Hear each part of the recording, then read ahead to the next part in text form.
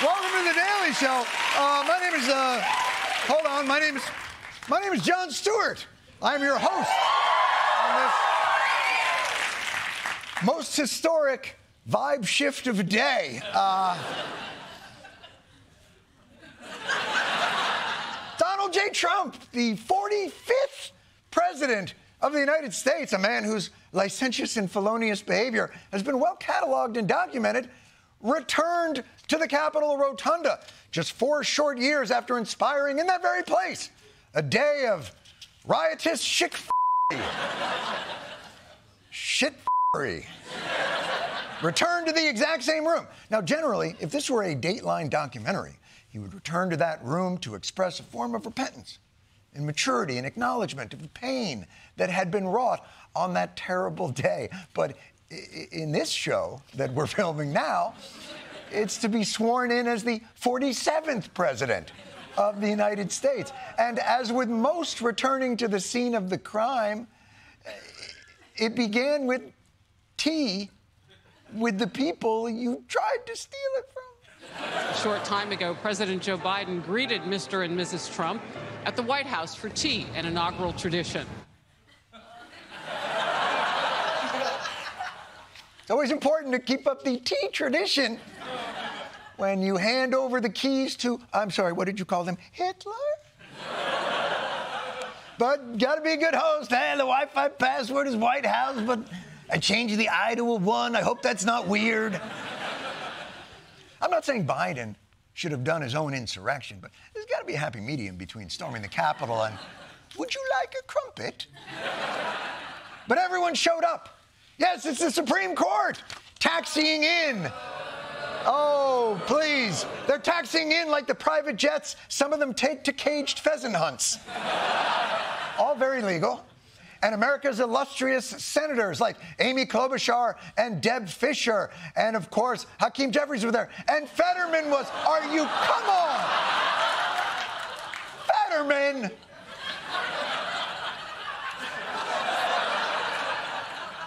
Really? Shorts? It's not even an inaugural decorum thing. It's freezing out there. It's a health concern. Fetterman is literally America's teenage son. It's your grandma's funeral. I told you I don't like long pants. Fine, be cold. Even the president's family attended, most of whom didn't have to be warned not to do that weird thing with their hands. Don't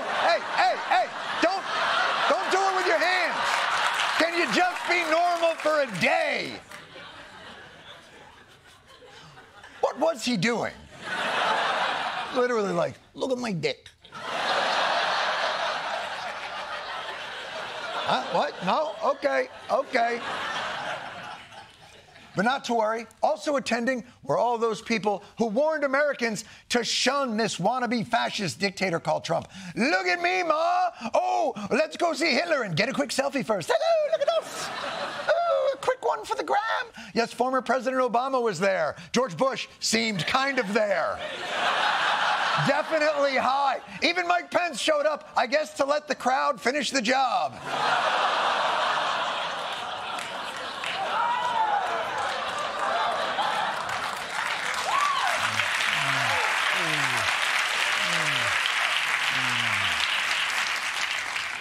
Michelle Obama seemed to have the consistent ethical stance of saying, when they go low, I stay the home. I don't care. I am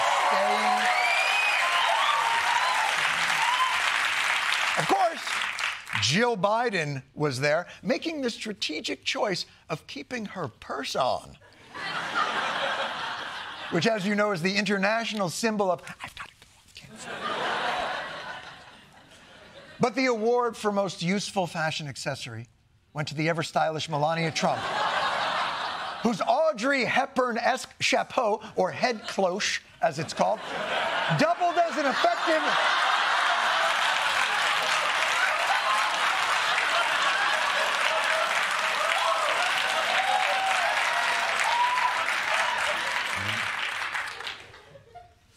if you don't control your borders, you don't have a head. Meanwhile, many dignitaries went not only hatless, but hairless, with a plethora of stocky, bald billionaires who all seem to go to the same biohack life extension clinic and say, "Give me the Lex Luthor." Yes, taking the place of seats normally reserved for Democratic or Republican governors sat Zuck, Bezos, Tim Cook, Elon, Tic Tac guy, Google guy. The 6 guys who control maybe 20% of the world's wealth and 100% of your nudes.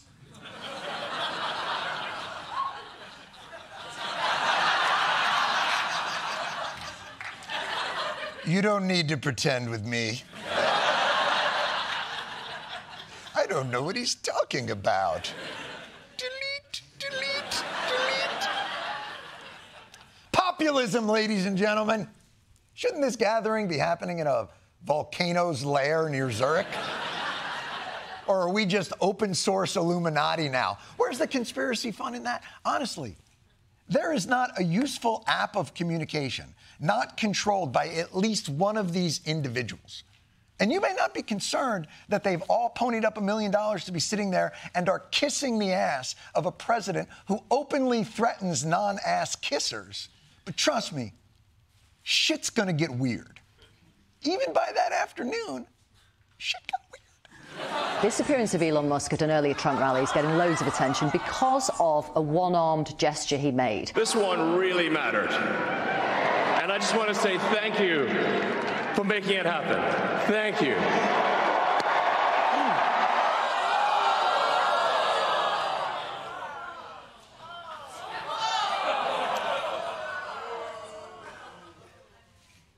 Okay.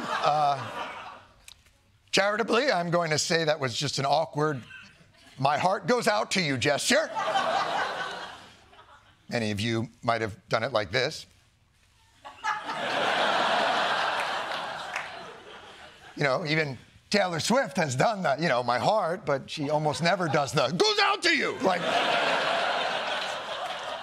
just always stays with, but, listen, it's nerve-wracking day. You're not normally a public speaker. It's a one-off gesture.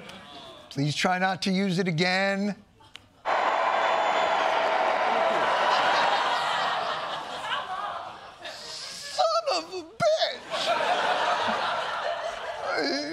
Make sure the people in the back see it, I guess. I'm just going to be generous and say maybe that was Elon's attempt at dabbing on the haters.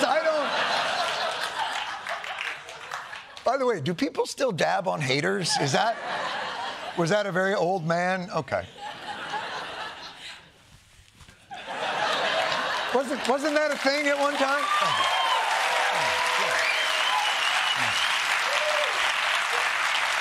No, I think it's important in these troubled times to continue to dab on the haters.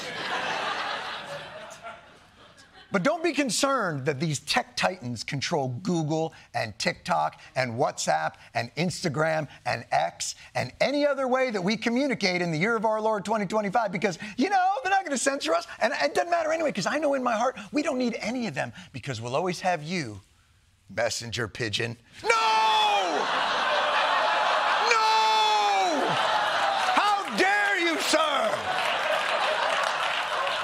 Messenger pigeon! Why would you turn on me? I let you live in a cage on my roof surrounded by your own shit!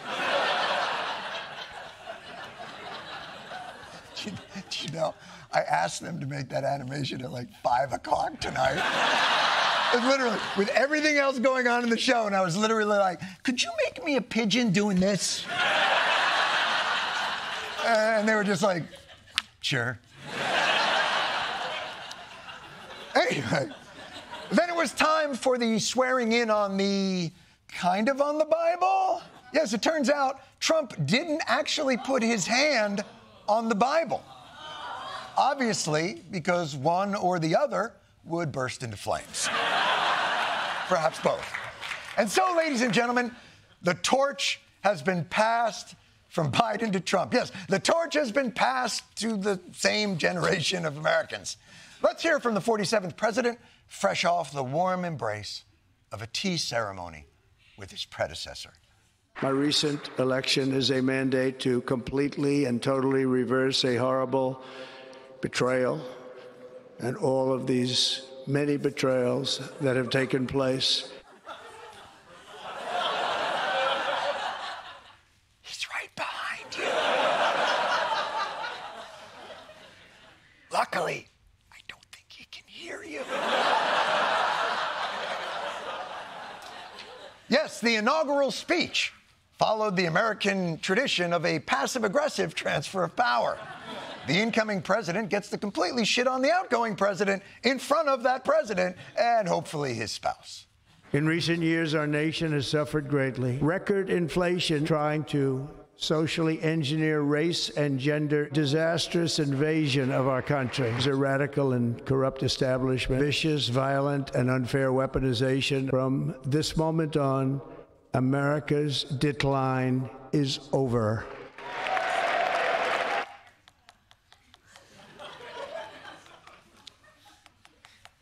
This is a tumultuous time in American history, filled with much uncertainty and trepidation.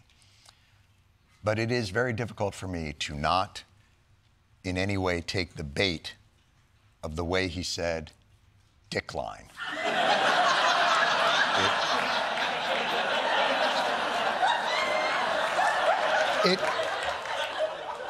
It really did sound like he said, "Our dick line." Like the line of our dick.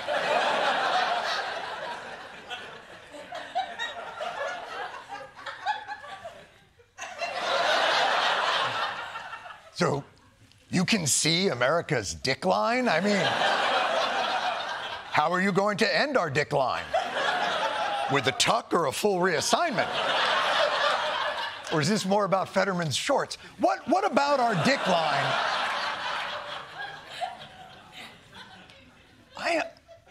I am a child.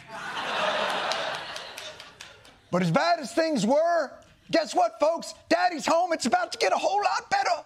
The golden age of America begins right now. From this day forward, our country will flourish. The American dream will soon be back and thriving like never before. We will win like never before. We will be a rich nation again. We will bring prices down, fill our strategic reserves up again. We will drill, baby, drill.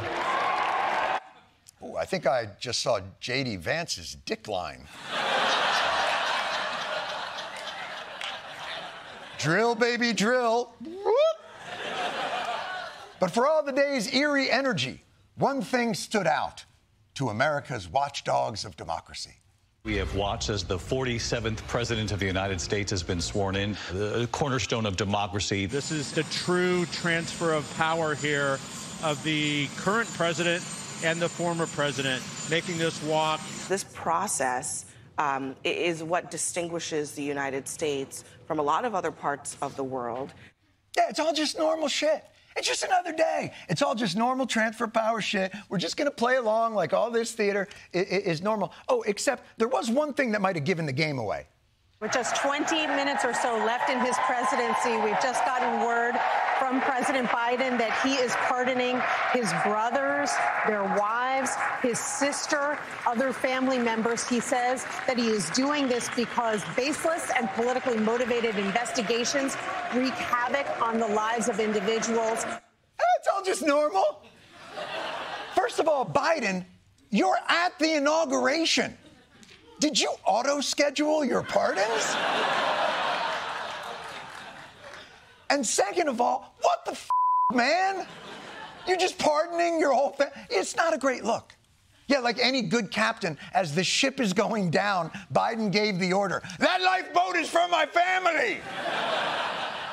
The rest of you can do just like a kind of Jack and Rose thing. One on, one off, 50-50 shot, who gives a shit? Biden outie. So the takeaway of this entire day was a man who tried to overthrow the government has been peacefully handed the reins of power. And the outgoing president has started a new tradition of blanket pardoning everyone in his orbit. The two men creating a magnificent snake-sucking its own dick cycle of no accountability. And then, of course, we end with the grand finale. The attack on Greenland has begun!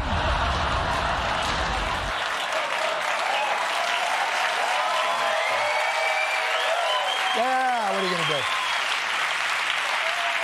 For more on the day's events, we go out to the best news team in the country, starting at the Capitol with Michael Costa and Desi Leiden. You guys are bringing it. Michael Costa, I'm going to start with you, my friend. What's the mood over there at the inaugural parties tonight? John, it's incredible. Donald Trump hasn't even been president for one whole day, but already unemployment is down, gas is low, my vertical jump increased half an inch, and the stock market is soaring. Yeah, I mean, obviously a lot of that economic stuff was happening before noon today, so I don't think so. Also, Trump made eggs cheap again. I mean, we can eat 10, 20, 30 of these a day. John, they're literally selling them by the dozen. My albumin levels are soaring. Desi Leiden, you're down there as well. You've been covering Blue Washington, as it were. John, I'm with the hashtag resistance, and they are appalled by what they're seeing. The executive orders, the renaming of military bases. Oh, they've already renamed the bases after Confederate generals? No, Hitler. It's just Fort Hitler now. It's overwhelming, John. All right, well, try and stay safe out there, Desi. And John, if I could say something. I'm sorry, yeah, Josh Johnson? Are you...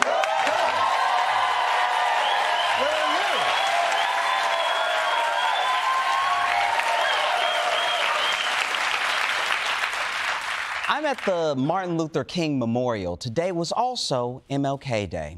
There was a march honoring a man that represented the best about America. Just wanted to put that out there.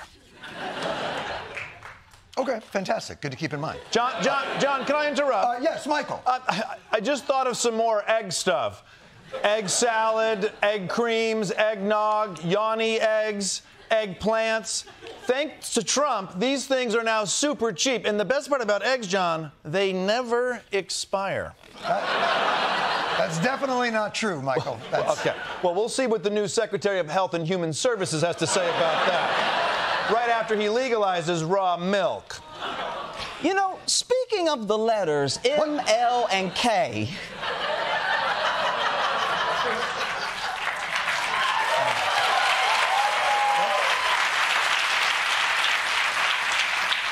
Let me tell you about someone else we should be celebrating today. Black guy, preacher, and he talked a lot like this. The black guy from the movie Selma?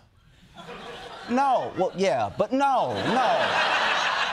John, I have an update from Resistance headquarters that the Cheetos man is not going to like. Yes, Desi, new initiatives. Is there another march? Not going to be necessary. I'm hearing Rachel Maddow is coming back 5 days a week. And when she compares what's happening now to the Shays' Rebellion of 1787, woo boy, I would not want to be Trump. Excuse me, sorry. Yeah, I'm sorry, Grace, cool and Trenton.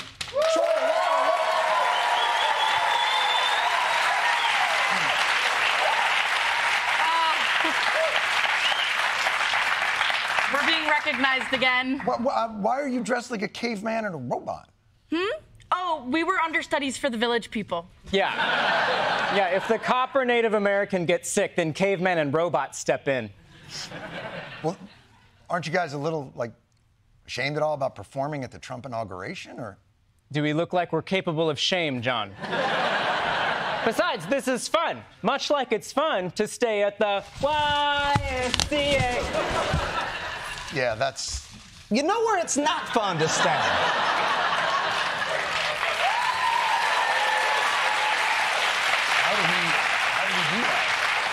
it's not fun to stay at a Birmingham jail. Yeah. Josh, can't we just talk about this some other day? It is literally the day to talk about it.